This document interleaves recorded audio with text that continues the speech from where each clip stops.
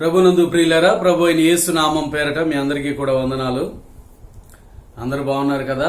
ప్రభునామాన్ని స్తుతించడానికి దేవాది దేవుడు మనకిచ్చినటువంటి శ్రేష్టమైన అవకాశాన్ని బట్టి దేవునికి స్తోత్రాలు.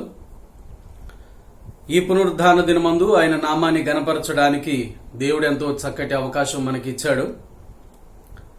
వారాలు గడిచిపోతున్నాయి. ఇంకా మనము దేవుని మందిరానికి వెళ్లి ఇప్పుడు ప్రభువును స్తుతిస్తాము అనే ఆలోచనతో విశ్వాసులందరూ కూడా ప్రభు సన్నిధిలో ప్రార్థిస్తున్నారు. అందరం ప్రార్థన చేస్తున్నాం. ఎందుకు అంటే అందరికీ తెలిసినట్టుగా ఈ ప్రపంచాన్ని కరోనా అనేటటువంటి తెగులు ఇప్పటి వరకు కూడా పీడిస్తూనే ఉంది. ఇంకా ఎంతకాలం పాటు ఉంటుంది అనేది ఎవరికీ తెలియని విషయం. అయినా ప్రభు సన్నిధిలో మనం అందరం కూడా ఇంతవరకు చక్కగా ప్రార్థిస్తూనే, నిరీక్షణతో కనిపెడుతూనే దేవుడు ఇవ్వబోతున్నటువంటి గొప్ప విడుదల కోసం మనం అందరం కూడా ఎదురు చూస్తున్నాం. ఈ పునరుద్ధాన దినమందు దాదాపుగా సమాచారాన్ని బట్టి ఈ ప్రపంచంలో 40-50 దేశాల వారు లాక్డౌన్ పాటిస్తున్నారు.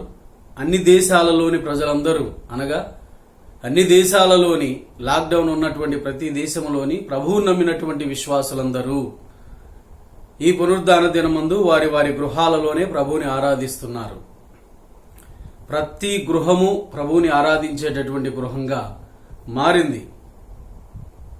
అందరం కూడా ఒక చోట సమాజముగా కూడి దేవుని మందిరములో దేవుని స్తుతించడం అనేది లేఖనానుసారమైన విధానం. కానీ కొన్ని పరిస్థితులను బట్టి దేశ నాయకులు ప్రభువుని విడిచిపెట్టమని చెప్పట్లేదు. గాని ఈ తెగులు కారణం చేత ఎవరికి వారే కొద్ది కాలం ఇళ్లలోనే ఉండాలని చెప్పిన కారణాన్ని బట్టి మనమందరం ప్రభువుని మన ఇంట్లోనే స్తుతించవలసిన అవసరం వచ్చింది. కనుక ప్రతి ఇంటిలో వారి కుటుంబం, చిన్న కుటుంబమైనా పెద్ద కుటుంబమైనా అందరూ కూడా ప్రభువుని స్తుతించేటటువంటి చాలా శ్రేష్టమైన సమయం ఈ ఆదివార దినము. గనుక దయచేసి అందరం కూడా మనమందరం ప్రభు సన్నిధిలో ఎవరికి వారమే. ఇంకా నిర్లక్ష్యంగా ఉండేవారు ఎవరైనా ఉంటే గనక వారు కూడా ఒకసారి మీరు గమనించి ఈరోజు ప్రభువుని ఆరాధించామా, దేవుని స్తుతించామా, నా ఇల్లంతా కలిసి ప్రభు సన్నిధిలో గడిపిందా, సమయాన్ని దేవుని దగ్గర గడిపామా అన్న విషయాన్ని అందరూ కూడా పరిశీలన చేసుకోండి. చక్కగా ప్రభు సన్నిధిలో పాటలు పాడుకుంటూ దేవుని నామాన్ని గణపరుస్తూ ఈ దేవుని యొక్క వాక్యాన్ని, వీడియో వాక్యాన్ని కూడా చక్కగా విని ప్రభువుని గురించి, లేఖనాల గురించి తెలుసుకుని మరింతగా ప్రభు సన్నిధిలో ప్రార్థన చేసుకుంటూ ఇంటిల్లిపాది చిన్నలు మొదలుకొని పెద్దల వరకు అందరూ ప్రభువును స్తుతించవలసిందిగా మీ అందరికీ ప్రభు పేరట తెలియజేస్తున్నాను. ఈరోజు మన దేవుని యొక్క వాక్య ధ్యానములో నుంచి అందరూ కూడా బైబిల్ చూడండి. కొరింథీయులకు రాసినటువంటి 2వ పత్రిక, అపోస్తులైన పౌలు కొరింథీయులకు రాసినటువంటి 2వ పత్రికలో 1 నుండి 13 వచనాల వరకు చాలా శ్రేష్టమైన విషయాన్ని చక్కగా చెప్పాడు. ఈ కొరింథీ పత్రికలను పౌలు రాశాడు. అసలు సహజంగా అయితే అతడు 4 పత్రికలు రాశాడని మనం ఇందులో ఈ 2 పత్రికలు చదువుతున్నప్పుడు అర్థమవుతుంది. మనము కొరింథీయులకు రాసిన 1వ పత్రిక, 2వ పత్రిక బైబిల్లో చూస్తున్నాం.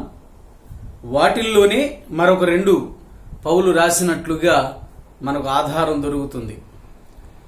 ఈ 4 పత్రికలు రాస్తే ఆ 2 రాశారు. అంటే ఈ 2 కాకుండా ఇంకొక 2 ఉన్నవే. అవి మనకు పూర్తిగా ఎంతవరకు రాశాడు, ఎన్ని పేజీలు రాశాడు అనేది మనకు ఆ సమాచారం లేదు.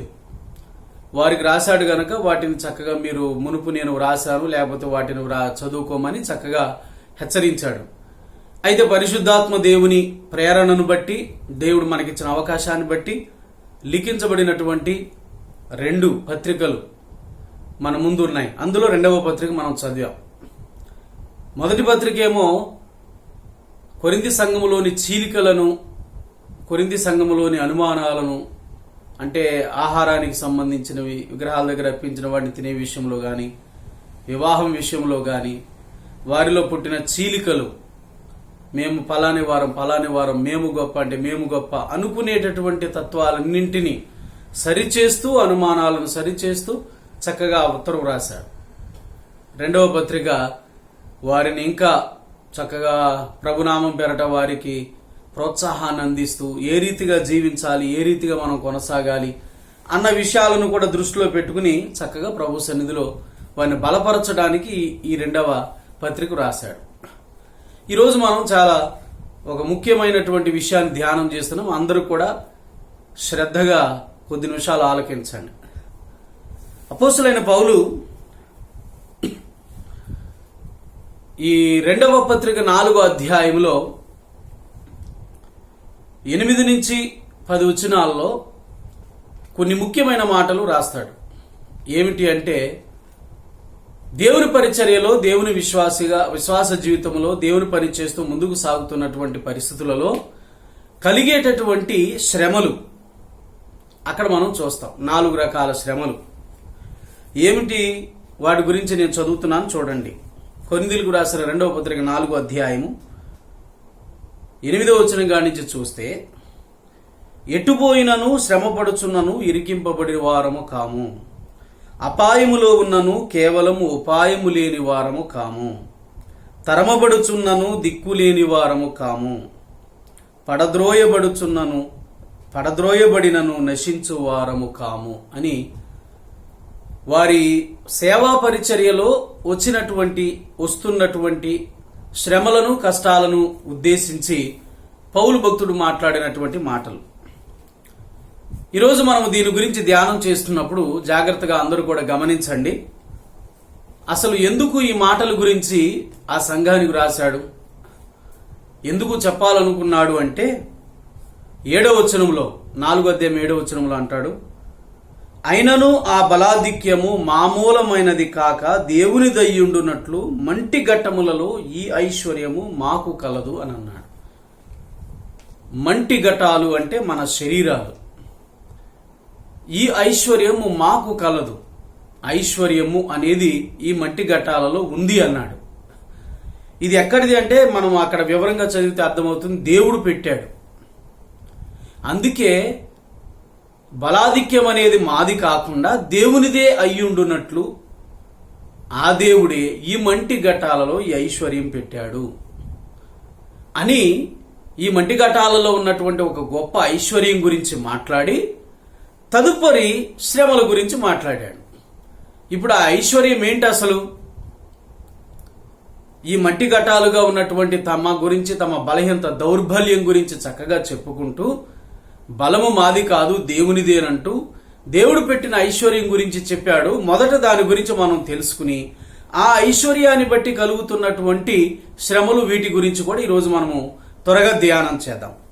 అసలు ఎందుకు 7వ వచనములో ఈ ఘట్టములలో, ఈ బలహీనమైన ఘట్టములలో ఐశ్వర్యాన్ని దేవుడు పెట్టాడు అని అన్నాడు అంటే, దాని గురించి మీకు అర్థం అవడానికి కొంతసేపు చెప్పే మాటలు జాగ్రత్తగా వినండి. అదేమీ కాదండి, ఐశ్వర్యం అంటే సువార్తే. ఇప్పుడు దాని గురించి ఎందుకు అలా చెప్పాడనేది కొద్దిసేపు వాక్యం వింటే మీకు అర్థమవుతుంది. పౌలు ఈ 2వ పత్రికలో 3వ అధ్యాయంలో, మనం 4వ అధ్యాయం ధ్యానం చేస్తున్నాం, 3వ అధ్యాయం దాని పూర్వం ఉన్నటువంటి ఒక అధ్యాయాన్ని కొద్దిగా మనము జ్ఞాపకం చేసుకుంటే దాని గురించి మనకు అర్థమవుతుంది. కొరింథీయులకు రాసిన 2వ పత్రిక 3వ అధ్యాయంలో అపోస్తులైన పౌలు ఏమన్నాడు అంటే ఏమి వ్రాశాడు అంటే, వారు పొందినటువంటి పరిచర్య గురించి, వారు చేస్తున్నటువంటి పరిచర్య గురించి కాస్త వివరణ చెప్పాడు. అందులో 4వ వచనం కానించి లేక 5-6 వచనాల కానించి మనం చదివితే 2 నిబంధనల గురించి చెప్పాడు. 1 పాత నిబంధన, 2 క్రొత్త నిబంధన. మోషే ద్వారా, యేసు ప్రభువు ద్వారా వచ్చినటువంటి పరిచర్యల గురించి చెప్తున్నాడు.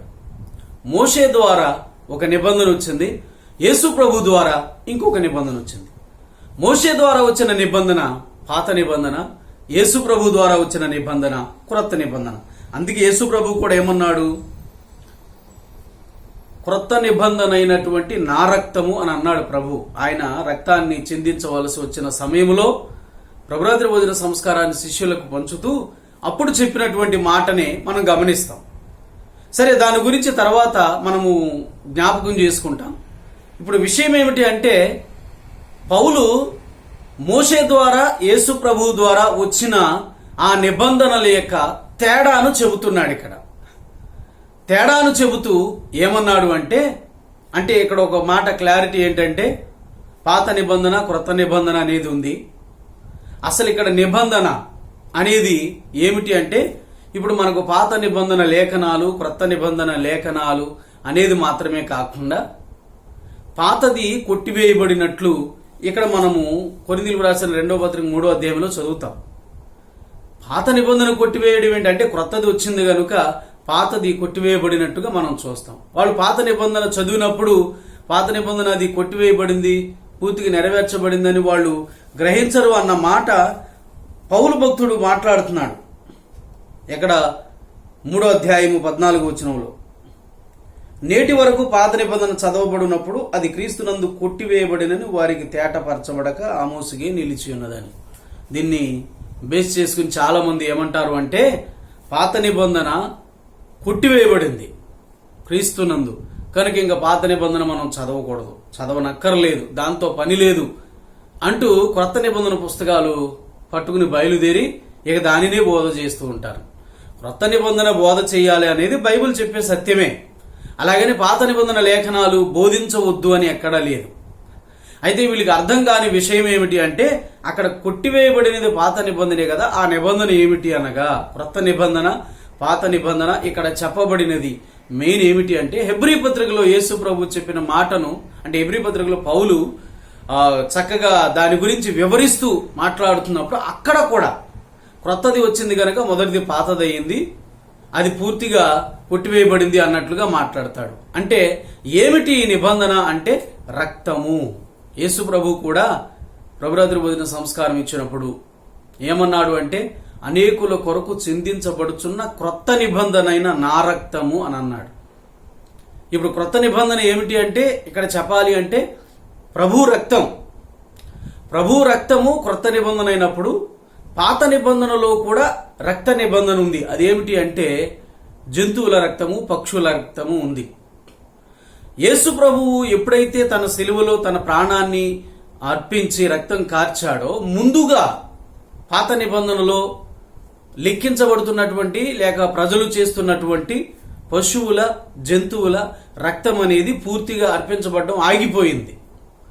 అందుకే క్రీస్తునందు అది కొట్టివేయబడింది అనగా ఆయన తన రక్తాన్ని సదాకాలమును నిలిచే ఏకైక బలిగా ఆయన అర్పించబడి రక్తాన్ని కార్చాడు గనుక ఇక మన పాపముల కోసము ఎవరూ రక్తము కార్చవలసిన అవసరము లేదు. దేనిని మనము తీసుకొచ్చి రక్త తర్పణ చేయవలసిన అవసరం లేదు గనుక అది కొట్టివేయబడింది. ఈ విషయాన్ని మనం అర్థం చేసుకోవాలి. ఇప్పుడు విషయం ఏంటంటే ధర్మశాస్త్రం అనేది యూదులు 4 రకాలుగా చెప్తారు. చాలాసార్లు మనం విన్నాం ఇది. ఒకటి, పాత నిబంధనలో 1 నుంచి 5 పుస్తకాలు మోషే రాశాడు, దానిని పంచకాండాలు అంటారు, దాన్ని ధర్మశాస్త్రం అంటారు. రెండవది పాత నిబంధనలోని పుస్తకాలన్నింటినీ ధర్మశాస్త్రం అంటారు. మూడవది యూదులు కొన్ని మారులు వారికి దేవుడిచ్చినటువంటి 10 ఆజ్ఞలు ఉన్నావే మోషే ద్వారా, వాటిని ధర్మశాస్త్రం అంటారు. ఇక 4వ భాగం ఏంటంటే ఆచార కర్మకాండాలు అన్నమాట. మనుషులు రక్త తర్పణం చేసే విషయంలో ఇంకా అనేక విషయాల్లో వారు ఆచరించవలసిన కర్మకాండాల గురించి మనం పాత నిబంధనలో చదువుతాం.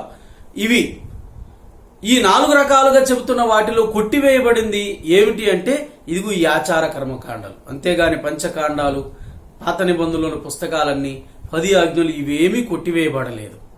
కనుక ఇవి దృష్టిలో పెట్టుకుని ఒకసారి ఇక మనం ముందుకు సాగుదాం. మోషే ద్వారా పాత నిబంధన ఇవ్వబడింది, యేసు ప్రభు ద్వారా కొత్త నిబంధన ఇవ్వబడింది. యేసు ప్రభు ద్వారా ఇవ్వబడిన నిబంధనను ఈ పౌలు తాను మోస్తూ చక్కగా నడుస్తున్నాడు, ఆ సువార్తను మోస్తూ ప్రకటిస్తున్నాడు, చేస్తున్నాడు.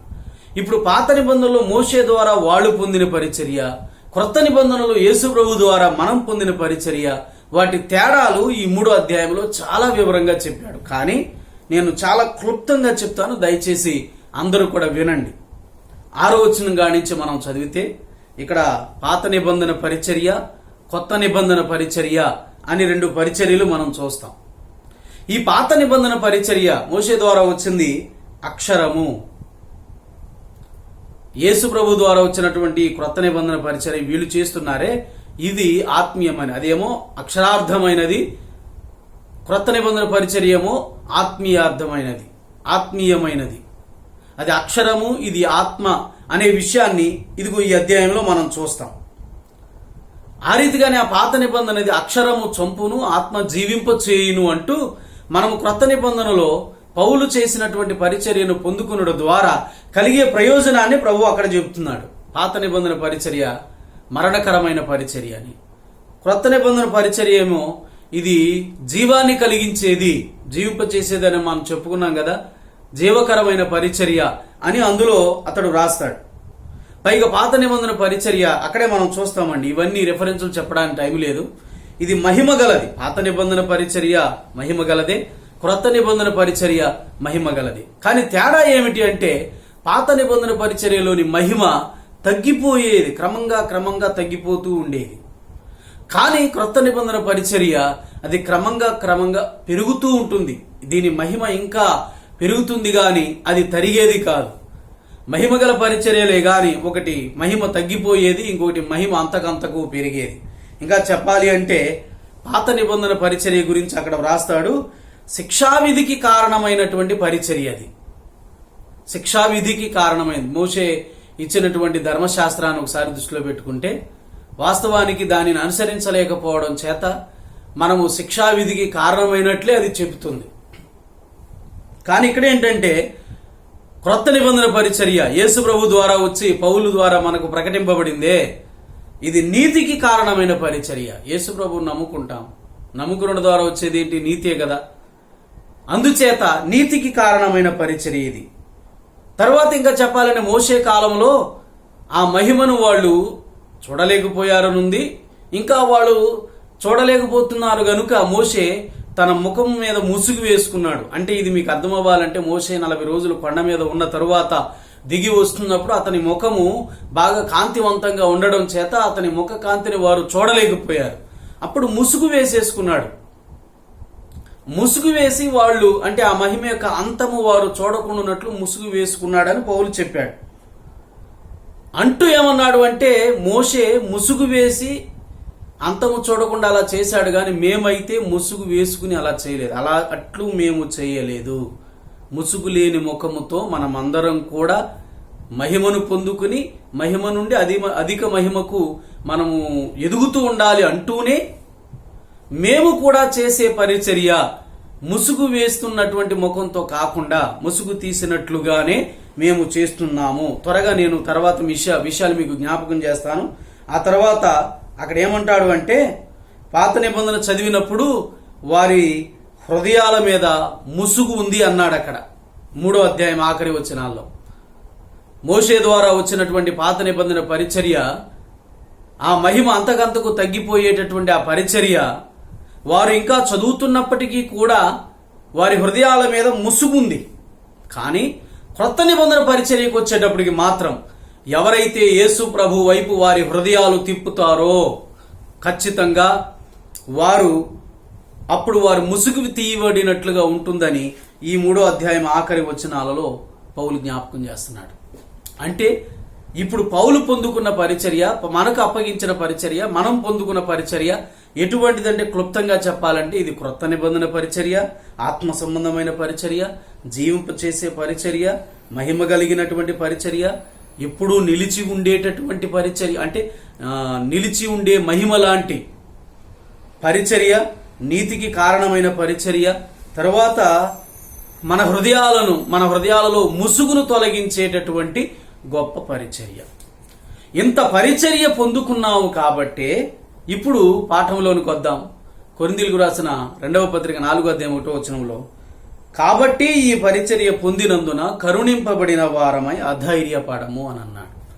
కాబట్టి అంటే దాని ముందున్న భాగము దాని తరువాత ఈ 2 భాగాలను లింకు చేస్తుంది, కలుపుతుంది. కాబట్టి అంతకుముందు చెప్పాడు, ఇదిగో ఎంత మహిమకరమైన నిలిచే మహిమ నిలుస్తుంది చిరకాలం, అలాంటి చక్కటి పరిచర్య మేము పొందుకున్నామే. ఇలాంటి గొప్ప పరిచర్యను బ్రతికింపచేసే జీవింపచేసే పరిచర్యను మేము పొందుకున్నామే, దానిని బట్టి మేము చాలా ధైర్యపడుతున్నాం అంటూ ఇప్పుడు గమనించండి, దేవుడు ఆ పరిచర్య మనకిచ్చాడు. ఎందుకు ఇచ్చాడు? మన దగ్గర పెట్టుకోవటానిక? ఈ పరిచర్య ఎదుటి వారికి అందించడానికి. ఆ మహిమను మనం పొందుకున్నాం దేనికి? ఆ వెలుగును మనం పొందుకున్నాం. చూడండి, ఇక్కడ ఈ మహిమ పరిచర్య ఇది సువార్తేనని మనం చదువుతాం. ఎందుకు దేవుడు మనకిచ్చాడు అంటే మనలను వెలిగించడానికి. ఈ వెలిగించినటువంటి ఈ మహిమ సువార్త ప్రకాశము మన ద్వారా, అంటే మనం చెప్పడం ద్వారా ఎదుటివారిని కూడా వెలిగించడానికి. ఈ లోకములో ఆయన ఇచ్చేటటువంటి మహిమ అవసరం. సహజంగా ఆ మహిమ పరిచర్య దేవుడు ఇచ్చింది. ఏ భేదమును లేదు. అందరూ పాపం చేసి దేవుడు అనుగ్రహించే మహిమ పొందలేకపోతున్నారని బైబిల్ చెప్తుంది కదా. పాపము చేత మనుషుడు పోగొట్టుకున్నటువంటి పరిచర్యను, ఆ మహిమను ప్రభువే ఇప్పుడు ఆ పాపమును తొలగించి నీతినిచ్చి ఆ మహిమనివ్వటానికి సిద్ధపడుతూ ఆ మహిమకు కారణమైనటువంటి పరిచర్యనిచ్చాడు. ఆ పరిచర్య ఏంటంటే సువార్త. దాని గురించే మనం ఇక్కడ చదువుతున్నప్పుడు ఈ వ్యక్తి ఇప్పుడు చూడండి, మేము ఇంకా ఈ పరిచర్య చేస్తూ ఈ సువార్తను చెబుతున్నప్పుడు సత్యాన్ని మేము ప్రత్యక్షపరిచామే తప్ప మేము ఏమాత్రం కూడా కుయుక్తిగా నడుచుకోలేదు, వాక్యమును వంచనగా బోధించలేదు. 4వ అధ్యాయం 2వ వచనంలో మేము అలా బోధించలేదు, సత్యాన్ని బయలుపరిచాం లేక ప్రత్యక్షపరిచాం. ప్రతి మనుషుని మనస్సాక్షి ఎదుట మమ్మును మేమే దేవుని సముఖమందు మెప్పించుకొనుచు అవమానకరమైన రహస్య కార్యాలను విసర్జించాము. ఇప్పుడు దేవుడిచ్చినటువంటి ఆ పరిచర్య సువార్త ఉందే, ఈ సువార్త ఎదుటి వారికి మేము చెప్పాం. అందుకే 3వ వచనంలో అన్నాడు, మా సువార్త మరుగు చేయబడిన ఎడల నశించుచున్న వారి విషయములోనే మరుగు చేయబడి ఉన్నది. అంటే ఎందుకు మా సువార్త మరుగు చేయబడిందంటే మేము దాయలేదు, మేము మరుగు చేయలేదు, మేము బయలుపరిచాం, సత్యాన్ని బయలుపరిచాం. నశించే వారి విషయంలోనే ఎందుకు అని అన్నాడు అంటే మేము చెప్పాము గాని వాళ్ళు నమ్మలేదు, మేము చెప్పాము గాని వాళ్ళు విశ్వసించలేదు. ఎందుకు పౌలు చెప్పాడు, వాళ్ళు ఎందుకు విశ్వసించలేకపోయారు అనే దానికి 4వ వచనం సమాధానం ఉంది. చూడండి, దేవుని స్వరూపి అయ్యున్న క్రీస్తు మహిమను కనపరచు స్వార్థ ప్రకాశం వారికి ప్రకాశింపకుండు నిమిత్తం ఈ యుగ సంబంధమైన దేవత అవిశ్వాసులైన వారి మనోనేత్రాలకు గ్రుడ్డితనం కలుగజేశాడు. గ్రుడ్డితనం కలుగజేసింది ఎవరికి? అవిశ్వాసులకు. కలుగజేసిన వాడు ఎవడు? ఈ యుగ సంబంధమైన దేవత అని పిలువబడుతున్నాడు. వాడే సాతాను. ఈ లోకానికి the God of the world, ఈ లోక అంటే ఈ యుగపు దేవుడు అని ఎందుకు ఆ మాట చెప్తున్నాము అంటే యోహాను సువార్త 14వ అధ్యాయం 12వ అధ్యాయం 16వ అధ్యాయంలో ఈ లోకాధికారి అని ఉంటుంది. యుగ సంబంధమైన దేవతగా వర్ణించడానికి కూడా వాడి అభిప్రాయం అదే. యెషయా-గ్రంథంలో మనం చదువుతాము, మహోన్నతునితో సమానునిగా చేసుకుని ఆయన సింహాసనాన్ని వీడు అధిష్ఠించాలనుకున్నాడు. దేవుడు ఊరుకోలేదు, పడవేశాడు. కానీ అతని మనసులో ఆ కోరిక అలాగే ఉండింది. కాబట్టి దేవుని దగ్గర ఆ స్థానం పొందుకుని దానిని భర్తీ చేసుకుందాం అనుకుంటే కుదరనిది ఇప్పుడు ఈ లోకంలో మనుషుల దగ్గరకు వచ్చి తానే దేవుడుగా ప్రజల చేత ఆరాధింపబడాలనుకున్నాడు. దేవునికి వ్యతిరేకమైన పరిస్థితిలో ఆ రీతిగా పూజింపబడుతూ ఉన్నాడు. ఇప్పుడు ప్రజలను మభ్యపెడుతూ సత్యాన్ని మరుగుపరిచి వారి హృదయాల మీద ముసుగు వేసి, ఇప్పుడు ముసుగు వేశాడు అంటే చీకట్లో ఉన్నారు అంటే అంధకారం, అంటే దాని అర్థం అజ్ఞానం. వారు ఏమాత్రం గ్రహించలేకపోతున్నారు, సత్యాన్ని తెలుసుకోలేకపోతున్నారు. అలా చేశాడు. వారి హృదయాలు, వారి మనసులు మూసివేశాడు. వారు ఏం చేస్తున్నారో, ఎలా ప్రవర్తిస్తున్నారో ఏం తెలియని పరిస్థితిలో ఉన్నారు. అవిశ్వాసులైన వారి మనోనేత్రాలకు గ్రుడ్డితనం కలుగజేశాడు. కనబడట్లేదు, చూడలేకపోతున్నారు అని దాని అర్థం ఏంటంటే ఆధ్యాత్మికంగా వాళ్ళు గ్రహించలేకపోతున్నారు. ఇంకా వారికి జ్ఞానం రావడం లేదు, సత్యాన్ని వాళ్ళు తెలుసుకోలేకపోతున్నారు. వాడు అలా చేశాడు. అందుచేత వారి మనసులు మొద్దుబారిపోయినట్లుగా, అంధకారములో ఉన్నట్లుగా, వాళ్ళు దేవునికి వ్యతిరేకంగా అజ్ఞానంగా ప్రవర్తిస్తున్నటువంటి పరిస్థితులలో దేవుడు తన మహిమ సువార్తను, ఆ సువార్త ద్వారా మనిషికి కలిగే వెలుగు, ప్రకాశము అని ఉంది కదా, వెలుగును దేవుడు కలిగించాలనుకుని ఇదిగో పౌలును దేవుడు తన మహిమ సువార్త ద్వారా వెలిగించాడు. మన ద్వారా లేక పౌలు ద్వారా మనలను ఆ సువార్త ద్వారా వెలిగించాడు. అనేక మందిని ఆ సువార్త ప్రకాశం ద్వారా వెలిగించాలని దేవుడు అనుకుంటున్నాడు. దేవుని సువార్త ఎప్పుడైతే ప్రకటించబడుతుందో ఈ సువార్త అనేక మంది జీవితాల మీద ప్రకాశిస్తుంది. ప్రకాశించగానే ఇప్పుడు చూడండి, వారి మనోనేత్రాలు తెరవబడతాయి, అజ్ఞానాన్ని విడిచిపెడతారు, సత్యం అనేది అర్థమవుతుంది, దేవుడు ఎవరనే వాళ్ళు అర్థమవుతుంది, ఈ సృష్టికర్తకు తమను తాము లోబరుచుకుంటారు. అప్పుడు సాతాను గాని వదిలిపెట్టి వేయవలసి వస్తుంది. ఇది వాడికి ఇష్టం లేదు. అందుచేత వాడు ఏమాత్రం కూడా ఈ సువార్త వాళ్ళు వినడానికి, అంగీకరించడానికి, నమ్మటానికి ఇష్టపడడు. అందుకే పౌలు చెప్పాడు, మా సువార్త మరుగు చేయబడింది అంటే నశించే వారి విషయంలోనే. ఎందుకంటే వారి కన్నులు మూసివేయబడి నమ్మడం లేదు, నమ్మకపోవడం చేత వాళ్ళు నశించిపోతున్నారు. కానీ మేము మాత్రం ఇంతవరకు దానిని దాచిపెట్టకుండా బయలుపరుస్తూనే, సత్యాన్ని ప్రకటిస్తూనే ఉన్నాము. అయితే ఇక్కడ ఒక మాట మనం గమనించవలసిన ముఖ్యమైనది ఏమిటి అంటే, ఈ సాతాను ఈ ప్రజల చేత ఆరాధించబడాలన్న ఆలోచనతో వారిని తప్పుడు మార్గములో నడిపిస్తూ ఈ రీతిగా సాగుతూ నాశనం చేస్తుంటే, దేవుని స్వరూపి అయిన క్రీస్తు మహిమ కనుపరిచే సువార్త ప్రకాశం వారి ముఖముల మీద ప్రకాశించినప్పుడు వారి కన్నులు తెరవబడి ప్రభువును విశ్వసించి వాళ్ళు చక్కగా నమ్ముతుంటే, దేవుని ద్వారా వాళ్ళు క్షమించబడి పాపము ద్వారా పోగొట్టుకున్నటువంటి మహిమను మరలా వారు పొందుకుంటూ, చీకటిలో ఇప్పుడు వాళ్ళు ఉన్నారు, ఆ చీకటి పోయి ఇప్పుడు వెలుగు వారికి రావడం ద్వారా వెలుగు సంబంధులుగా, పరిశుద్ధులుగా, దేవుని నామాన్ని గణపరిచేవారుగా చక్కగా జీవిస్తారు అని ఈ సువార్త ద్వారా జరిగే గొప్ప కార్యాన్ని చెబుతున్నాడు. కనుక పొందుకున్నటువంటి పౌలు సహచరులు ఈ సువార్తను అనేక మందికి అందించాలన్న ఆలోచనతో ఉన్నారు. వాళ్లే కాదు, ఈ మహిమ గల పరిచర్య మనం కూడా పొందాం. పొందిన ఈ పరిచర్యను ఏం చేస్తున్నాం మనం? చాలాసార్లు ఈ పరిచర్యను ఎవరికి ఇవ్వకుండా మనమే దాచుకుంటాం. ఈ పరిచర్య ఎదుటివారిని వెలిగించే పరిచర్య, ఎదుటివారికి జ్ఞానం కలిగించే పరిచర్య.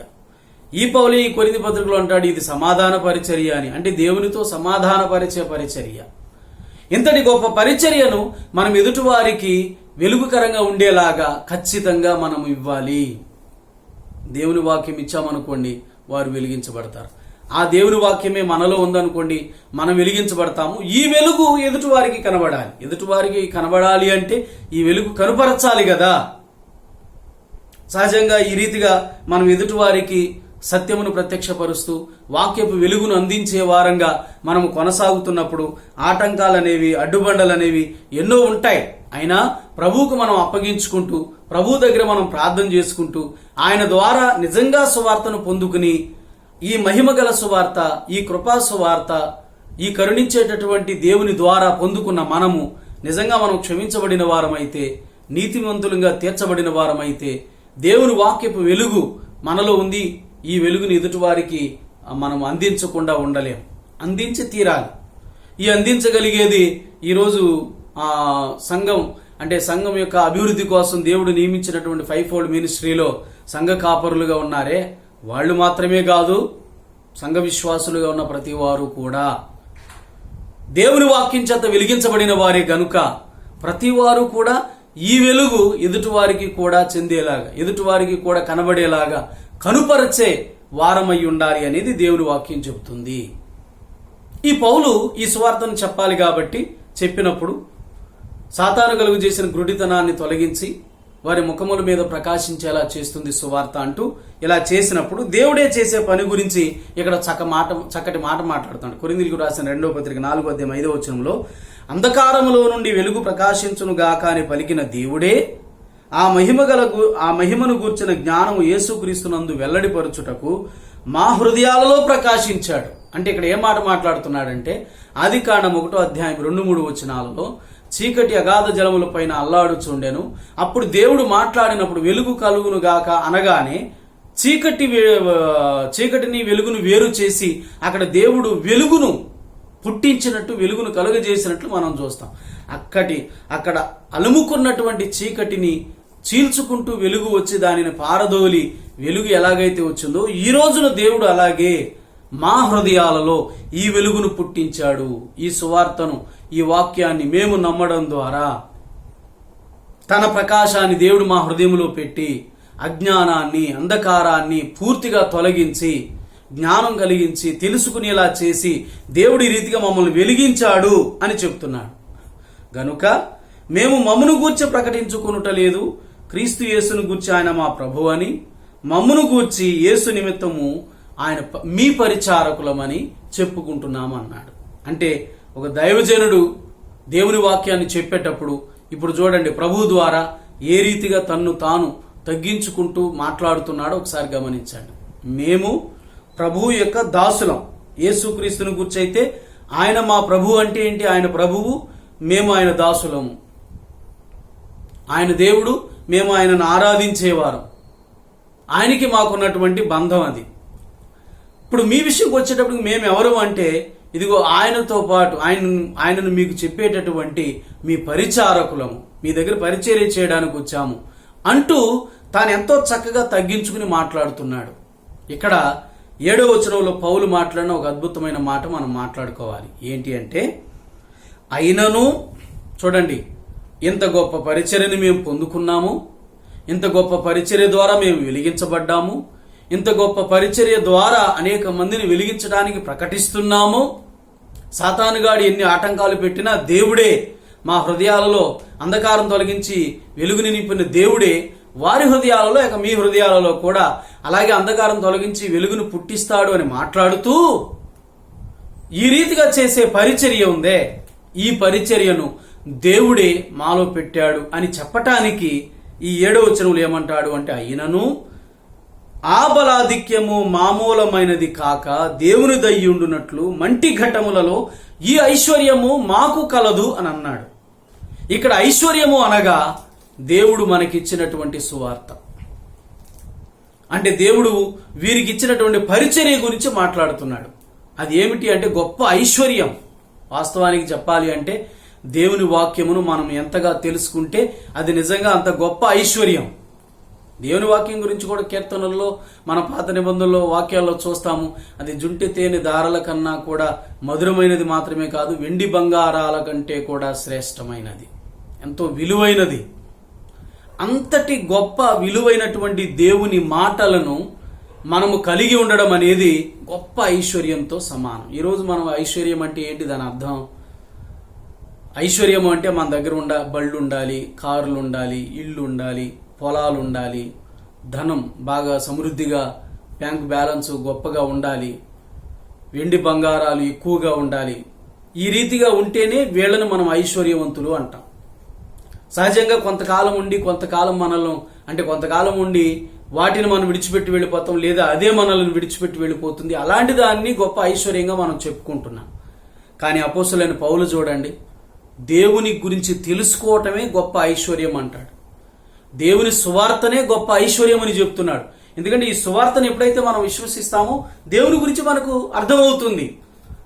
సృష్టికర్త అయిన దేవుని, లోకరక్షకుడైన దేవుని ఒక వ్యక్తి తెలుసుకుంటే ఆ వ్యక్తి నిజంగా చాలా ఐశ్వర్యవంతుడు. ఆ దేవుని యందు భయభక్తులు కలిగి ఉంటే నిజంగా ఆ వ్యక్తి చాలా ఐశ్వర్యవంతుడు. ఆ వ్యక్తి దేవుని సువార్తను కలిగిన వాడైతే నిజంగా ఆ వ్యక్తి చాలా ఐశ్వర్యవంతుడు. పైగా ఇక్కడ ఏమంటాడు అంటే, బలహీనమైనటు అంటే ఈ మంటి ఘటాలు అని, మంటి పాత్రలు. పూర్వం అండి ఈ భాష వాడడానికి కూడా కారణం ఒకటి ఏంటంటే, పౌలున్న ఆ రోజుల్లో కానీ ఇంకా అంతకుముందు నుంచి కానీ ఎంతో విలువైన వజ్రాలు, వైడూర్యాలు, వెండి బంగారాలు ఏదైనా ఉన్నాయి అనుకుందాం. ఎక్కడ దాచేవాళ్ళు వాటిని అంటే ఈ మట్టి పాత్రల్లోనే పెట్టి ఎక్కడో చోట భూమిలో పాతి పెట్టడమో, గుహల్లో పెట్టడమో ఎక్కడో చోట దాచేవాళ్ళు. ఎంతో విలువ లేనటువంటి పాత్రలో ఎంతో విలువైన సంపద దాచిపెట్టడం. అలాగే ఇప్పుడు ఈ మట్టి పాత్రలలో ఎంతో గొప్ప మహిమ ఐశ్వర్యాన్ని దేవుడు పెట్టాడు. ఈ మట్టిలో అంత గొప్ప మహిమ ఐశ్వర్యాన్ని దేవుడు పెట్టి ఉంచుతున్నాడు అని చెప్తున్నాడు. ఎందుకు ఈ మాట చెప్పాడు అంటే, ఆ బలాధిక్యము, ఆ ఘనత మాది కాదు, దేవుడిదే. దేవుడిచ్చాడు కాబట్టే మేము అలా చేయగలుగుతున్నాం. ఇదంతా దేవుడిచ్చిన ఆధిక్యత. ఇది ప్రతి వారము గమనించాలి. ఒకవేళ దేవుని నమ్మిన వారం,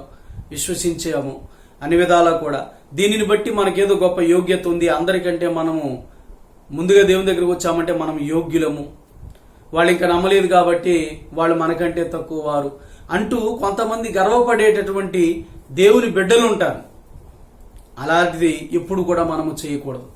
ఎందుకంటే ఏదైనా సరే ఈ 3వ అధ్యాయములో కొరింథీయులకు రాసిన 2వ పత్రిక 3వ అధ్యాయం 5వ వచనంలో మా వలన ఏదైనా అయినట్లుగా ఆలోచించుటకు మా అంతటా మేమే సమర్థులమని కాదు గాని సమర్థులము కాదు. 5వ వచనంలో మా సామర్థ్యము దేవుని వలననే కలిగి ఉన్నది అన్నాడు. ఇంకొక చోట మేము ఏమై ఉన్నామో అది కేవలం దేవుని కృప వల్లనే. ఇది పౌలు చెబుతున్నటువంటి గొప్ప మాట. ఎన్నో ప్రత్యక్షతలు కలిగిన వాడు, ఎన్నో టాలెంట్స్ కలిగిన వాడు కూడా, గొప్ప విద్యావంతుడైనటువంటి వ్యక్తి ఇలా మాట్లాడగలిగినప్పుడు మనం ఏ రీతిగా మాట్లాడాలి? మనం ఏదో చిన్న పని ఏదైనా చేసామనుకోండి, కాసేపు ప్రార్థన చేసాము, లేకపోతే కాసేపు దేవుని గురించి మాట్లాడాము, లేకపోతే కాసేపు కూర్చుని వాక్యం చదివాము, ఇలాంటి వాటి గురించి ఎంత అతిశయంగా మాట్లాడతాం, ఎంత గొప్పగా చెప్పుకుంటాం. అందుకే రోమపత్రికలో పౌలే చెప్తాడు, అతిశయం అనేది లేదు, ఎందుకంటే అతిశయం సిలువలో కొట్టివేయబడింది, ఇంకేమాత్రం కూడా అతిశయించడానికి వీలు లేదు. కనుక కొన్ని విషయాలు మనం ముగింపులో నేర్చుకుందాం. ఏమిటి అంటే, ఎంతవరకు కూడా దేవుడు మనలో పెట్టినటువంటి ఐశ్వర్యం గురించి మాట్లాడుతూ, ఆ మట్టి ఘటాలు మనము, ఆ ఐశ్వర్యము దేవుడు మనకిచ్చిన పరిచర్య, దేవుడు మనలో పెట్టిన దేవుని వాక్యం, దేవుని గురించి తెలుసుకునే జ్ఞానం మనలో పెట్టాడు. అదే ఇప్పుడు వాటిని పొందుకుని ఎదుటివారికి ప్రకటిస్తున్నటువంటి దైవజనుడైన ఈ పౌలు మాట్లాడుతూ ఏమంటాడు అంటే, ఈ మట్టి ఘటాలలో ఇంత ఐశ్వర్యం పెట్టి దేవుడు చేశాడు, అంత బాగానే ఉంది. ఈ ఐశ్వర్యాన్ని కలిగిన మేము ఇప్పుడు ఎన్నో ఇబ్బందులు పడుతున్నాం, ఎన్నో ఇబ్బందులు. ఈ ఐశ్వర్యం కలిగి మేమెంతో ఆనందంతో బ్రతకలేదు, ఈ ఐశ్వర్యం కలిగి సుఖశాంతులతో మేము బ్రతకలేదు, ఎంతో విలాసవంతమైన జీవితాన్ని మేము బ్రతకలేదు. ఈ ఐశ్వర్యం కలిగి ఎన్నో బాధలు పడుతున్నాం. సువార్త ప్రకటించేటప్పుడు కానీ, సువార్తను అనుసరించేటప్పుడు కానీ నిజంగానే చాలా బాధలు ఉంటాయి. దేవుని పరిచర్య చేయడం అంటే అంత తేలికైన పనే? దేవుని పరిచర్య చేయడం అంటే ఏ బాధలు లేకుండా, ఏ కష్టాలు లేకుండా వాక్యాన్ని రోజు సజావుగా చెప్పుకుంటూ పోతా ఉంటామా? ఇలాగే సాగిపోతుందా? ఎన్ని కష్టాలు, ఎంతమంది మాటలు అనుభవించాలి, ఎన్ని కష్టాలు, ఎన్ని ఒడిదుడుకులు ఎదుర్కోవాలి, ఎటువంటి ప్రాణహానికరమైన పరిస్థితులు కూడా సంభవించినప్పుడు వాటిని కూడా లెక్క చేయకుండా ప్రభువులో ఎదగాలి. ఒకసారి అందరూ కూడా గమనిద్దాం. వాటినే దృష్టిలో పెట్టుకుని పౌలు ఇక్కడ చెబుతున్న మాట మనం గమనిద్దాం. చూడండి, అందరూ కూడా బైబిలు కొరింథీయులకు రాసిన 2వ పత్రిక 4వ అధ్యాయము 8వ వచనంలో, ఎటుపోయినను శ్రమపడుచున్నను ఇరికింపబడు వారము కాము. మొదటి మాట, ఎటుపోయినా శ్రమపడుచున్న ఇరికింపబడే వారము కాదు. అంటే ఎటుపోయినా అంటే సువార్త కోసం దానిని అనుసరించడే పనిలో మనము ఈ లోకంలో అటు ఇటు తిరుగుతూ ఉంటాం, జీవిస్తూ ఉంటాం. సహజంగా ఎటుపోయినా అంటే ఎక్కడెక్కడికో వెళుతున్నప్పుడు, ఎక్కడికి వెళ్ళినా అది బయట ప్రాంతం అన్నమాట, అక్కడ శ్రమ వస్తుంది మనకి. ఎటుపోయినను శ్రమ పడుచున్నాం, ఎక్కడికి వెళ్ళినా శ్రమలే, ఎక్కడికి వెళ్ళినా కష్టాలే, ఎక్కడికి వెళ్ళినా బాధలే. అయినా ఇరికింపబడిన వారము కాము అన్న మాట ఇక్కడ గమనించండి. ఎందుకని ఇరికించబడలేదు అని అంటే, వారికి ఆదరణ కలిగించే ప్రభువు, సహాయం చేసే ప్రభు ఉన్నాడు గనుక. ఇది గమనించండి. సహజంగా ప్రభు చెప్పాడు ఏమని అంటే, మత్తయి సువార్త 28వ అధ్యాయం ఆఖరి వచనాల్లో, సర్వలోకానికి వెళ్ళండి, సువార్త చెప్పండి, సమస్త జనులను శిష్యులుగా చేయండి, తరువాత వారికి బాప్తిస్మం ఇవ్వండి అన్నాడు. అంటూ ఆఖరి ఏమన్నాడు అంటే, అయినా ఇదిగో సదాకాలం నేను మీతో కూడా ఉన్నాను అని. అంటే ప్రభు మనతో ఉంటాడు, ప్రభు మనకు అండగా ఉంటాడు, సహాయం చేయడానికి ఉంటాడు, ఆదరించడానికి ఉంటాడు. కానీ కష్టాలు మాత్రం కలుగుతూనే ఉంటాయి, కష్టపడుతూనే ఉండాలి. దేవుడు ఎవరూ తీసివేయలేని గొప్ప ఐశ్వర్యము ఈ మంటి ఘట్టంలో పెట్టాడు, మహిమకరమైన ఐశ్వర్యము. దీనిని కలిగిన మనము ఎటు వెళుతున్నా, ఎక్కడికి వెళుతున్నా శ్రమలనేవి వస్తాయి. పేతురు తన పత్రికలో అంటాడు, వారు చేసినటువంటి దుర్వ్యాపారము మనము చేయనందుకు వాళ్ళు నిందిస్తున్నారని 4వ అధ్యాయంలో పేతురు చెప్తాడు. వారు చేసిన దుర్వ్యాపారం అంటే చెడ్డ పనులు చేయనందుకు వాళ్ళు దూషిస్తున్నారు. అంటే వాక్యాన్ని అనుసరించకపోయినా మనము శ్రమ పడాల్సి వస్తుంది. అనుసరించినందుకు, వాక్యాన్ని అనుసరించినందుకు శ్రమ అనుభవించవలసి వస్తుంది. వాక్యాన్ని ప్రకటించినందుకు కూడా శ్రమ అనుభవించవలసి వస్తుంది. అందుకే బైబిల్ మనం చూస్తాం ఏంటంటే, నీతిమంతునికి కలుగు ఆపదలు అనేకములు, ప్రభువు వాటన్నింటిలో నుండి అతనిని తప్పిస్తాడు అని. అంటే మానవ జీవితంలో సహజంగా కష్టాలు వస్తాయి. నీతిగా బ్రతికేటప్పుడు మరీ కష్టాలు వస్తాయి. సద్భక్తితో బ్రతకను ఉద్దేశించే వారు హింస పొందుతారని బైబిల్ చెప్తుంది. కనుక మనము ఖచ్చితంగా దేవుని వాక్య ప్రకారం జీవిస్తున్నప్పుడు అనేక శ్రమలు వస్తాయి. వాక్యం చెప్పేటప్పుడు శ్రమే, దానిని అనుసరించేటప్పుడు శ్రమే. ఇప్పుడు ఎందుకు ఈ బాధ, ఎందుకు చెప్పాలి, ఎందుకు అనుసరించాలి, మనం ఇవేమి చేయకుండా మామూలుగా ఉంటే సరిపోలా అనుకుంటారేమో. అందుకే నేను 3వ అధ్యాయం కాడి నుంచి మీకు వివరంగా చెప్పుకుంటూ వచ్చింది. అది దేవుడు మనకిచ్చాడు, మహిమగల దేవుడు ఇచ్చాడు. నీ పాపాన్ని శాపాన్ని ఆయన నమ్మినందుకు తొలగించి ఆ మహిమను పొందుకోవడానికి దానికి కారణమైన సువార్తను దేవుడు నీకు ఇచ్చాడు. నమ్ముకునేటటువంటి గొప్ప అవకాశం ఇచ్చి ఆ సువార్త ద్వారా నిన్ను వెలిగించాడు. ఆ వెలుగు, ఆ మహిమ నీ ద్వారా ఇతరులకు కూడా, అంటే ఆ సువార్త వెలుగు అనేక మంది మీద ప్రకాశించున్నట్లుగా ఒక సాధనంగా దేవుడు నిన్ను వాడుకుంటున్నాడు. కనుక ఖచ్చితంగా మంటిఘటంగా ఉన్నటువంటి నీలో ఈ గొప్ప ఐశ్వర్యము పెట్టి అనేక మందికి దీవెనకరంగా ఉండడానికి దేవుడు వాడుకోవాలనుకుంటే ఇవేమీ చేయకుండా, ఏమీ పట్టనట్లు ఏదో మనం పని చేసుకున్నామా, ఉద్యోగం చేసుకున్నామా, వ్యాపారం చేసుకున్నామా, మన ఇంటి విషయంలో మనం జాగ్రత్తగా ఉన్నామా, చాలిక అంతే. ప్రార్థన, వాక్య ధ్యానము, ప్రభు కోసం పరిచర్యలో పాటుపడడం ఇవేమీ లేకుండా నేనేదో బైబిల్ పట్టుకుని ఒక క్రైస్తవునిగా సాగిపోతాను అనుకుంటే అది నిజమైన క్రైస్తవుని యొక్క లక్షణము కాదు. నిన్ను రక్షించిన నీ దేవుడు నీ నుండి ఆశించేది కూడా అది కాదు. కాబట్టి దయచేసి అందరూ గమనించండి. ఎటు పోయినను శ్రమ పడుచున్నను ఇరికింపబడు వారము కాము అంటే ఈ పరిచర్య చేయడంలో, ఈ పరిచర్య ప్రకారం అంటే వాక్యాన్ని ప్రకటించడంలో, వాక్యమును అనుసరించడంలో ఎన్నో శ్రమలు, కష్టాలు, ఇబ్బందులు పౌలే కాదు ప్రతి క్రైస్తవ భక్తుడు అనుభవించాడు. నీవు అనుభవించవలసి వచ్చినప్పుడు ఖచ్చితంగా ప్రభువు నీకు సహాయం చేస్తాడు. అందుకే ఇరికించబడలేదు. ఇటెల్లా శ్రమలు వచ్చాయి, కానీ మేము అందులో చిక్కుకోలేదు, ఇరికించబడలేదు. ఎందుకంటే దేవుడున్నాడు విడిపించడానికి. మన విషయంలో కూడా అంతే. ఏ కష్టకాలంలో వాక్యమును అనుసరించే వ్యక్తివైనా, ఏ కష్టకాలంలో నువ్వు వాక్యాన్ని ఒకవేళ ఎదుటివారికి ప్రకటించవలసి వచ్చినప్పుడు ప్రకటించే వ్యక్తివైనా కష్టం అనేది వస్తుంది, కానీ ప్రభువు మాత్రం ఆ ఇరుకులో నిన్ను పడేలా చేయడు. ఆయన ఖచ్చితంగా విడిపిస్తాడు, ఆయన ఖచ్చితంగా సహాయం చేస్తాడు, పైగా దేవుడు ఆదరిస్తాడు. అటువంటి దేవుణ్ణి పౌలే కాదు మనం కూడా కలిగి ఉన్నాము. గనుక ప్రభువుని స్తుతిస్తూ ఆయన మీద పూర్తిగా ఆధారపడి చక్కగా సాగాలి. ఒకటి, ఎటుపోయినా శ్రమపడుచున్నాము కానీ ఇరికించబడిన వారం కామన్నాడు. రెండవది, అపాయములో ఉన్న కేవలం ఉపాయము లేని వారం కాము. అపాయము, ఆపదొచ్చింది. ఉపాయం అంటే అందులోంచి తప్పించుకునే విధానం. అపాయములో ఉన్నాం కానీ కేవలం ఉపాయము లేని వారం కాము అంటే అపాయాలు వస్తున్నాయి. మరి ఉపాయం ఏంటి అని అంటే, తప్పించుకునే మార్గం ఏమిటి అంటే దేవుడే, ప్రభువే. అపాయం వచ్చింది, ఇప్పుడు మనం అందులోంచి తప్పించుకునే మన ఉపాయం ఏంటంటే దేవుడే. కనుక అపాయం వచ్చినప్పుడు ఇప్పుడు ఎక్కడికి వెళ్ళాలి? మనం దేవుడి దగ్గరికి వెళ్ళాలి. కష్టం వచ్చినప్పుడు ఇప్పుడు ఎక్కడికి వెళ్ళాలి? మనం దేవుడి దగ్గరికి వెళ్ళాలి. దైవ గ్రంథంలో చదివితే భక్తులందరూ ఇలాంటి అపాయాలు వచ్చినప్పుడు ఎక్కడికి వెళ్ళారు? ఆదికాండం నుంచి మనం చదువుకుంటే ప్రకటన గ్రంథం వరకు దైవభక్తులందరూ అపాయం వచ్చినప్పుడు అపాయములో వారికి ఉన్న కేవలం ఉపాయం ఏమిటంటే ప్రభువే, దేవుడే.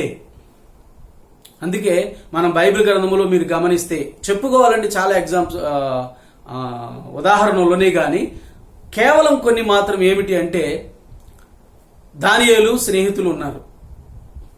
దానియేలు గ్రంథంలో వారిని చూస్తే వారికి ఆపద వచ్చింది, అపాయం వచ్చింది. అపాయం వచ్చినప్పుడు వాళ్ళు చేసిన పనిని మీరు గమనించండి.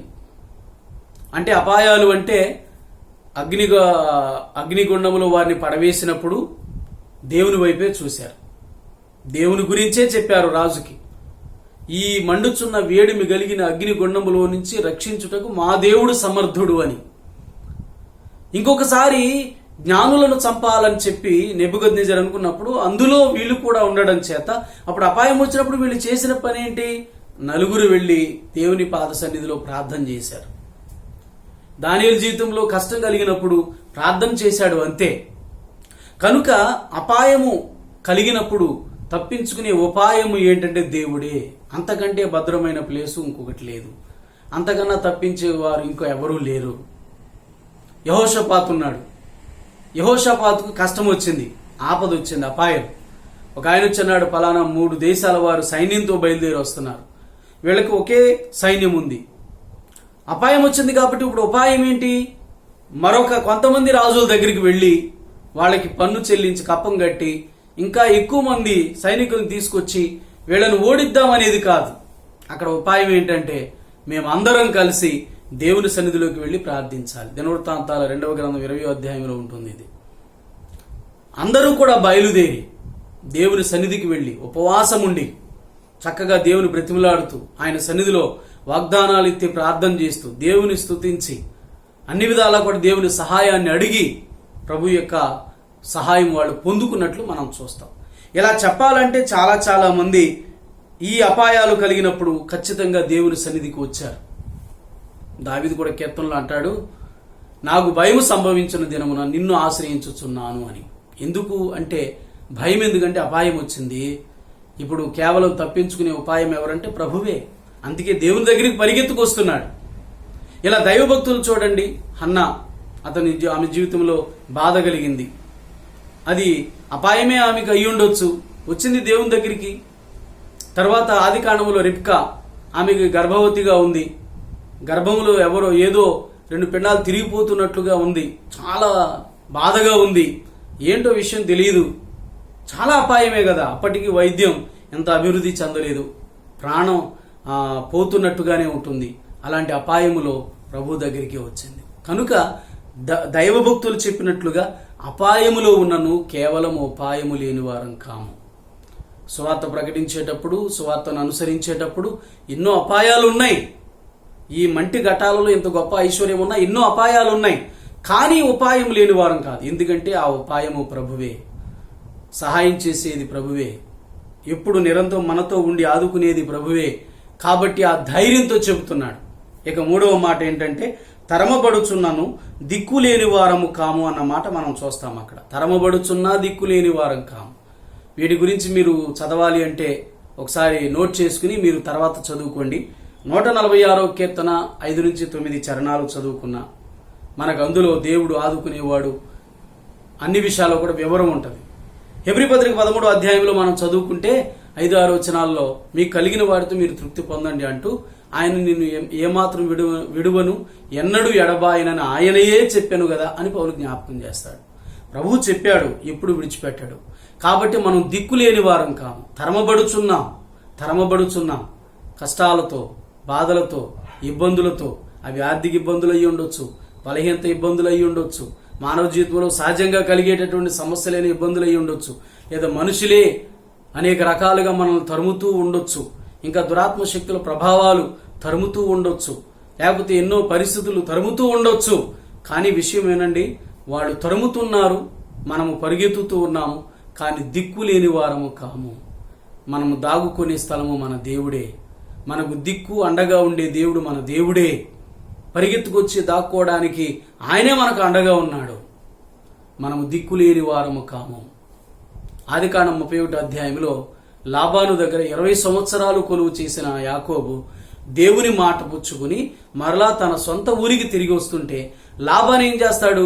వారి ఊరి జనాన్నంతటిని తీసుకుని యాకోబుని వీళ్ళందరినీ అవసరమైతే కొట్టైనా ఏది చేసైనా తిరిగి తీసుకొద్దాం అనుకుంటాడు. కానీ దేవుడు అతనితో మాట్లాడతాడు లాబానుతో, లాబాను, నీవు నా సేవకుడైన యాకోబుతో మాట్లాడినప్పుడు మంచిగాని చెడుగాని మాట్లాడకము, జాగ్రత్త సుమి అని మాట్లాడగాని అతనికి చాలా భయం వేసింది. అంటే యాకోబు పక్షంగా యాకోబు దేవుడు పోరాడుతున్నాడని అర్థమైంది. తరుముతున్న లాబాను, తరమబడుతున్న యాకోబు అతని దగ్గర బంధువులు, అతనికి అండగా ఉన్నవారు పెద్దవారు ఎవరూ లేరు. లాబాను తన ఊరి వారందరూ ఉన్నారు కదా అన్న ధీమాతో వస్తున్నాడు. కానీ సర్వశక్తి గల దేవుడు అతనికి దిక్కయ్య ఉన్నాడన్న విషయం లాబాను మర్చిపోయాడు. ఇప్పుడు దేవుడు గుర్తు చేశాడు. యాకోబు దగ్గరకు వచ్చి అంటాడు, నేను నిన్ను మేళాలతో, తాళాలతో, సంభ్రములతో చక్కగా తీసుకెళ్లేవాడిని కదా, ఎందుకు నాకు చెప్పకుండా వచ్చేసావు అని ఇప్పుడు సమాధానంగా మాట్లాడుతున్నాడు. కారణం ఏంటంటే దేవుడు గొప్ప వార్నింగ్ ఇచ్చాడు. ఇక్కడ గమనించండి, దేవుడే దిక్కు. పెద్దలు కూడా అంటారు, దిక్కు లేని వారికి దేవుడే దిక్కు అని. ప్రతి విషయంలో కూడా ఖచ్చితంగా ఆదుకునేవాడు దేవుడే. తరమబడుతున్నాయి, ఎన్నో పరిస్థితుల చేత తరమబడుతున్న ప్రతి ఒక్కరూ గమనించండి. ప్రస్తుత పరిస్థితులలో అనేక వాటి చేత, ఇంకా ఎన్నో పరిస్థితులలో అనేక వాటి చేత మనము తరమబడుతున్నట్టుగా అనిపిస్తుంది. కానీ గమనించండి, మనం ఎక్కడికి వెళ్ళాలి, మన గమ్యస్థానం ఏంటి, తప్పించుకునే మార్గం ఏంటి, మనకు అండగా దండిగా లేకపోతే దిక్కుగా ఉండేది ఎవరు అంటే దేవుడే. బాగా గుర్తుంచుకోండి. ఎక్కడికి పారిపోయినా, మనకు తరమబడుతున్నప్పుడు ఎక్కడికి పారిపోయినా సురక్షితంగా ఉండలేము. యెహోవా నామము బలమైన దుర్గము, నీతిమంతుడు అందులోనికి వెళ్లి సురక్షితంగా ఉంటాడని సామెతల గ్రంథకర్త వ్రాస్తాడు కదా. కాబట్టి దయచేసి అందరం కూడా ఇలాంటి పరిస్థితులలో, అది ఏ పరిస్థితి చేత నువ్వు తరమబడుతున్నా, నీవు దేవుణ్ణి పూర్తిగా నమ్ముకుని ఆయనలోనే ఉండు. కనుక జాగ్రత్తగా మనము దేవుని మీద ఆధారపడదాం. ఇక చివరి మాట ఏమిటి అంటే, ఇక్కడ గమనించండి, పడద్రోయబడినను నశించుచున్న వారము కాము, నశించిన వారం కాము, పడద్రోయబడుచున్నాము. సహజంగా 37 కీర్తన 24వ చరణంలో ఏముంటుందంటే, యెహోవా అతని చేయి పట్టుకున్నాడు గనుక నేలను పడినను లేవలేక ఉండడు అని. ఎవరైనా సరే అంతే, పడద్రోయబడుచున్నట్టే అనేక పరిస్థితులు లేక అనేక మంది మనుషులు మనలను పడద్రోయడానికి అనేక దుష్ట శక్తులు ప్రయత్నం చేసిన దేవుడు మాత్రం మనల్ని పడనివ్వడన్న విషయాన్ని మనం ఇక్కడ చాలా జాగ్రత్తగా చూస్తున్నాం. ఎందుకంటే మన దేవుడు ఉద్ధరించువాడు అని బైబిల్లో చూస్తాం. లేవనెత్తువాడు, పడిన వారిని లేవనెత్తుతాడు. క్రింది స్థాయి నుంచి ఉన్నత స్థాయికి దేవుడు లేపుతాడు. ఖచ్చితంగా అన్ని విధాల అండగా ఉండేవాడు ఆయన. మనలను లేపే దేవుడు మనకున్నాడు గనుక ఎట్టి పరిస్థితుల్లో మనము విడిచిపెట్టబడము. మీకా గ్రంథంలో 7వ అధ్యాయం 8వ వచనంలో మనం బైబిల్ ఇక్కడ చదివితే ఏమనంటే, అక్కడ ఒక మాట ఉంటుంది, ఓ నా శత్రువా నా మీద అతిశయించకుము, ఎందుకంటే నేను క్రింద పడినను తిరిగి లేస్తాను అనే మాట ఉంటుంది అక్కడ. శత్రువు అది బలహీనత అయి ఉండొచ్చు, శత్రువు మనిషి అయి ఉండొచ్చు, శత్రువు సమస్య అయి ఉండొచ్చు, శత్రువు అపవాది శక్తులై ఉండొచ్చు, శత్రువు ఎవరైనా అయి ఉండొచ్చు. అలాంటి శత్రువుతో మాట్లాడుతున్నాడు, నాకు ఈ ఇబ్బంది కలిగినందుకు, నేను ఇలా పడినందుకు, నేను పడిపోతున్నట్లుగా ఉన్నందుకు చూసి నువ్వేమీ అతిశయపడొద్దు. అతిశయము అంటే గర్వము అనే అర్థం ఉంది, అతిశయం అంటే ఆనందం అనే అర్థం కూడా ఉంది. ఏదైనా అయి ఉండొచ్చు, నా మీద అతిశయపడకు, ఎందుకంటే ఇప్పుడు నువ్వు చూస్తున్నట్లుగా క్రింద పడుతున్నాను, కానీ మరలా తిరిగి లేస్తాను. ఈ మాట అందరం కూడా గుర్తుంచుకుందాం. ఎలా తిరిగి లేవగలుగుతాము అంటే దేవుడు లేపుతాడు. పాపం చేత చచ్చిపడి ఉన్నాం, కానీ దేవుడు మన కోసం చనిపోయి ఆయన తిరిగి లేచి ఆయన జీవం మనకిచ్చి తిరిగి లేపాడు. నరకపు చావు నుండి లేకపోతే నిత్య మరణము నుంచి విడిపించిన వాడు, లేవనెత్తినవాడు. అంటే నరకానికి పోయే మనలను, చచ్చిన మనలను లేపి జీవమిచ్చి నిత్య జీవమైన పరలోకం దేవుడు మనకిచ్చాడు. అంత ఉన్నతమైనటువంటి అవకాశం దేవుడు నీకు నాకు ఇచ్చాడన్న విషయం ఎవరు మర్చిపోవద్దు. కనుక మన దేవుడు ఎంత ఉన్నతమైన వాడో ఒకసారి గుర్తుంచుకోండి. మనము తరమబడుచున్నను దిక్కులేని వారము కాదు, పడద్రోయబడినను నశించు వారం కాదు. ఇంకా పడద్రోయబడిన విషయాలు చెప్పుకోవాలంటే బైబిల్లో చాలా ఉన్నాయి కదా. దానియేలు ఎంతో ఉన్నతమైన స్థితిలో ఉన్నాడు. అతని దగ్గర ఉన్న వాళ్ళు చాలా మంది పడగొట్టాలనుకున్నారు, దేవుడు విడిచిపెట్టాడా? యోసేపు కూడా ఎంతో ఉన్నతమైన స్థితికి బానిసగా వచ్చిన వాడు, తన యజమానునికి పర్సనల్గా, తర్వాత ఇంటి అంతటి మీద, అతనికున్న సమస్తము మీద అధికారి అయినప్పుడు ఆ యజమాని భార్యనే అతని మీద పాపపు ఆలోచనతో ప్రవర్తించగా అతడు ఒప్పకపోయినందుకు చూడండి అతనిని నాశనం చెయ్యాలని చెప్పి అంత ఉన్నతమైన స్థితి నుంచి చెరసాల పాలు చేసింది. ఉన్నతమైన స్థితి నుంచి ఒకేసారి పడిపోయినట్టు అయిపోయింది. కానీ దేవుడు ఉన్నాడు కదా, దేవుడు అతని చేయి పట్టుకున్నాడు. అతడు లేవలేక ఉండడు అని 37వ కీర్తన 24వ చరణంలో చదివినట్లుగా యోసేపు లేవకుండా ఉన్నాడా? దానియేలు లేవకుండా ఉన్నాడా? దైవభక్తులు ఎంతో మంది ఇలా దుష్టులు చేసిన ప్రయత్నములలో ఇరుకు ఇబ్బందులలో వీళ్ళు నలిగిపోయి పడిపోతున్నట్టుగా, వాళ్ళ చేత పడద్రోయబడుతున్నట్టుగా ఉన్నప్పటికీ, ఒకవేళ బలహీనత పాలై మన ఆరోగ్యం క్షీణించి పడద్రోయబడుతున్నట్టుగా ఉన్నప్పటికీ మనము నశించే వారం కాదు. ఎందుకంటే దేవుడు మనకు జీవం ఇస్తాడు. అందుకే ఈ మాట చదివిన దాని కింద ఈ కొరింథీ 2వ పత్రిక 4వ అధ్యాయంలో 9, 10, 11 వచనాలు చదివితే ఆయన మరణించి మనకు జీవం ఇచ్చాడు. ఆయన జీవం పొందిన మనము ఇప్పుడు ఆయన సేవ నిమిత్తము మరణించే వారంగా ఉండాలి అని పౌలు చెప్తున్నాడు. మరణించిన మనల్ని బ్రతికించడానికి ప్రభువు జీవం ఇచ్చి బ్రతికించాడు. ఆయన జీవంతో బ్రతుకుతున్న మనం అవసరమైతే ఆయన కోసం చనిపోవాలి. అంతగా ప్రాణత్యాగం చేసే వారంగా మనం కొనసాగితే, చూడండి, ఎంతో మంది మనకంటే పెద్దలు ప్రాణత్యాగాలు చేసి దేవుని పరిచర్యలో ముందుకు సాగారు గనుక వారు చేసినటువంటి త్యాగం ద్వారా వచ్చిన ఆ సేవా ఫలాలు ఎంతో మంది ఈరోజు అనుభవిస్తున్నారు. ఈరోజు మనం కూడా అలాగే కష్టపడ్డాం అనుకోండి, ఆ ఫలితాన్ని మనం అనుభవిస్తాం. ఒకవేళ మన త్యాగ ఫలితం మనం అనుభవించకపోయినా మన తర్వాత తరం వారు, లేకపోతే వేరే వాళ్ళు ఎవరో ఒకరు, ఒకవేళ ఎవరు అంటే నీవు అనుభవించే ఫలం, నువ్వు అనుభవించే ఫలితం నీ త్యాగం ద్వారా నువ్వు పొందట్లేదు అంటే, నువ్వు త్యాగం చేయలేదు అంటే ఎవరో త్యాగం చేశారు, ఆ త్యాగం యొక్క ఫలం నువ్వు అనుభవిస్తున్నావు. ఇది మర్చిపోవద్దు. కనుక దయచేసి గమనించండి, దేవుని పిల్లలు ఎప్పుడు ప్రభు సన్నిధిలో, దేవుని సేవలో, విశ్వాస జీవితంలో, అన్ని అనుభవాలలో త్యాగపూరితంగా ఆయన కోసం అవసరమైతే చనిపోవడానికి కూడా మనం ముందుకు సాగాలన్నట్లుగా విశ్వాస జీవితంలో ఎదగాలి, కొనసాగుతూ ఉండాలి. అందుకే అడుగడుగునా మనకి ఇలాంటి సమస్యలు వస్తున్నప్పటికీ పౌలు చెప్పిన మాటలు ఒకసారి మనం గమనించుకుందాం. ఇక్కడే ఒకసారి మరలా చదువుతున్నాను. ఏమని అంటే, ఎటుపోయినను శ్రమపడుచున్నను ఇరికింపబడు వారము కాము, అపాయములో ఉన్నను కేవలము ఉపాయము లేని వారము కాము, తరమబడుచున్నను దిక్కు లేని వారము కాము, పడద్రోయబడినను నశించు వారము కాము. అన్ని విధాల చూడండి, మన దిక్కు దేవుడే, మనల్ని ఆదుకునేవాడు దేవుడే, మనకు ఉపాయముగా ఉండేవాడు దేవుడే, మనల్ని దాచిపెట్టి అన్ని విధాలా కూడా కింద స్థాయి నుంచి లేవనెత్తువాడు దేవుడే, ఆపదలో దాచిపెట్టి ఆదుకునేవాడు దేవుడే, అన్ని విధాలా దేవుడే. ఇంకా ఆయన తప్ప ఇంకేమీ లేదు. కాబట్టి దయచేసి ప్రతి వారం కూడా ఇంత గొప్ప పరిచర్యను పౌలుకు దేవుడిచ్చాడు, పౌలు మనకిచ్చాడు. ప్రభు కృపను బట్టి మనం అందరం పొందుకున్నాం.